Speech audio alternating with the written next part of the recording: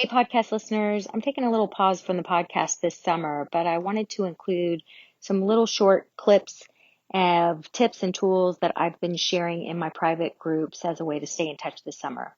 Enjoy. My name is Randy Rubenstein, and welcome to the Mastermind Parenting Podcast, where we believe when your thoughts grow, the conversations in your home flow.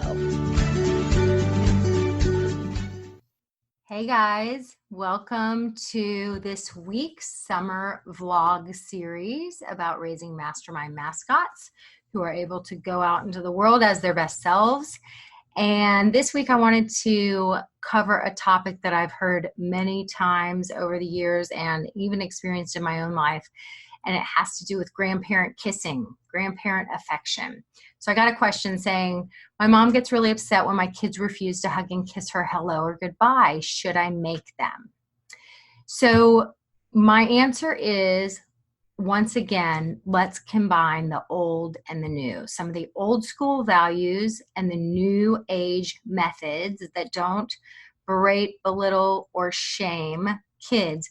Because remember, the new age way is we want kids from a very young age to understand that their bodies are their own and that no one is allowed to touch your body in any way without your permission and consent. This is how we start teaching about consent culture from a very young age to our girls and our boys. This is how we start educating them at a very young age. I'll never forget my little niece.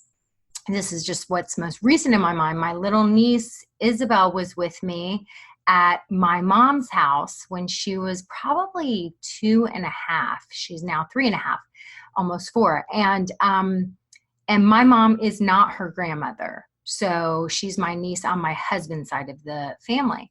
And so my mom, of course, like, so exciting. My kids are so much older. It's so exciting when we get to have a little tiny one around. And so my mom was so excited, and my mom wanted to give her a hug and a kiss. And Isabel is surrounded with lots of older siblings and older, she's the youngest by a lot in our family.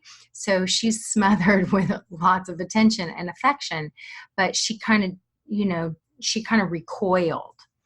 And my mom was just kind of sitting there, and the way I handled it was I said, "Oh, Isabel, you don't know Mimi." I said, "This is Mimi. She's my mom." And I said, "It's okay if you're not comfortable to give a hug or a kiss." I said, "How about a little high five?" And so then I went and modeled it with my mom. I modeled a high five. Remember, kids are learning by watching us way more than by listening to us. And as long as you stay calm and cool, it doesn't have to be a big deal. It was actually a good sign that at 2.5, she knew that she had a say in who she shared her affection with. And I didn't want to undo that. And I also wanted to combine some of the old school common sense, which is Mimi is my mom. I wanted her to know, like, this is someone important to me. Also, I wanted her to know, there's a sense of, we do want our kids to respect their elders. We do want them to go to school and respect their teachers, respect their elders. We want them to have good manners. Like, these are just some old school values that are good stuff, because when you show up in the world as a little tiny human and you show other people respect, your elders, your peers, guess what? You're a person who shows people, I value you. And we know that we get what we give. So then they automatically start to understand, I give respect and I deserve respect. It ties in to worthiness. So I wanted her to know that she absolutely didn't need to hug or kiss Mimi. She doesn't even know Mimi. And we're going to show Mimi, we're going to acknowledge her. We're going to show her some respect. I didn't need to lecture her about it. All I needed to do was model it. It takes some mastery of your mind to be able to do it, because anytime you've got a little kid and a grandparent around, we all know what grandparents do. they judge, right? Like we're used to it. And we don't want to be judged. We don't want the kids in our care to be judged. I mean, even though Isabel's not officially mine, I'm not her mom, I love her to pieces and I don't want her to be judged. She's delicious and delightful and I wanted my parents to enjoy her. So I just modeled that behavior. So I think that, again, it's combining the old and the new.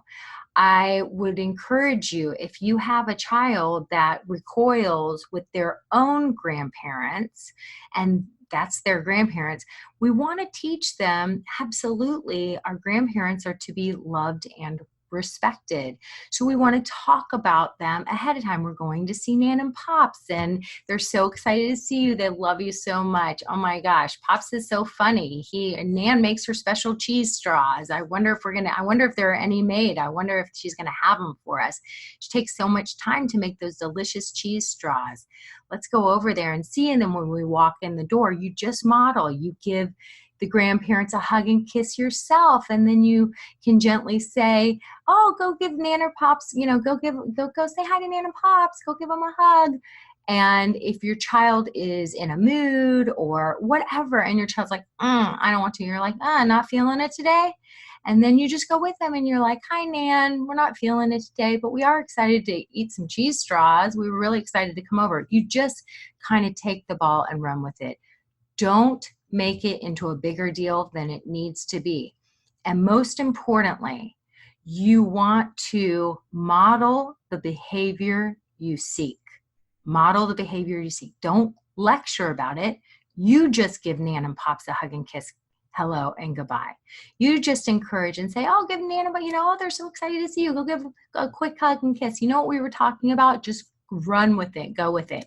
And if your child's not in the mood, no biggie. They're not in the mood this time. We don't need to make it into a big deal. We don't need to explain ourselves to the grandparents.